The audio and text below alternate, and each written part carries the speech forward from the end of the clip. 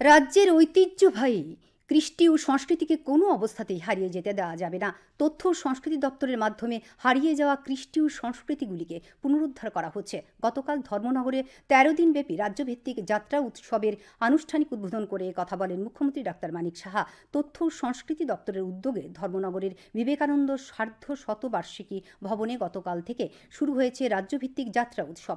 ১৩ দিনব্যাপী রাজ্যভিত্তিক যাত্রা উৎসবে রাজ্যের বিভিন্ন জেলা থেকে যাত্রা দলগুলি অংশগ্রহণ করবে। প্রতিদিন সন্ধ্যা ৬টা থেকে যাত্রাপালা শুরু হবে। যাত্রা চলবে ২৩ এপ্রিল পর্যন্ত। অনুষ্ঠানে রাজ্য বিধানসভার অধ্যক্ষ বিশ্ববন্ধু সেন, সমাজ কল্যাণ ও সমাজ শিক্ষামন্ত্রী টিঙ্কু রায় প্রমুখ বক্তব্য রাখেন। পারফরমেন্স সম্পর্কে বোঝা যায়, নিজেকেও চেনা যায়, সমাজ ব্যবস্থার সম্পর্কে একটা বার্তা দেয় বিভিন্ন এই যাত্রা, আমাদের নাটক।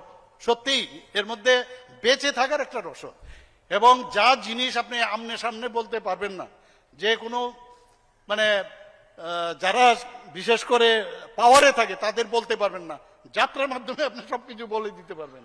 আপনি নাটকের মাধ্যমে আপনার কথা আপনি বলে দিতে পারবেন, বলে এটা তো নাটক, এটা তো যাত্রা, সিনেমা, কাজে এর মধ্যে অসুবিধা নেই। তো অনেক না বলার জিনিসও আপনি এর মধ্যে সুযোগে সমাজকে মানে সমাজ ব্যবস্থাকে সুদৃঢ় করার জন্য, সমাজ পরিবর্তনের জন্য যাত্রা নাটক খুব ইম্পর্টেন্ট।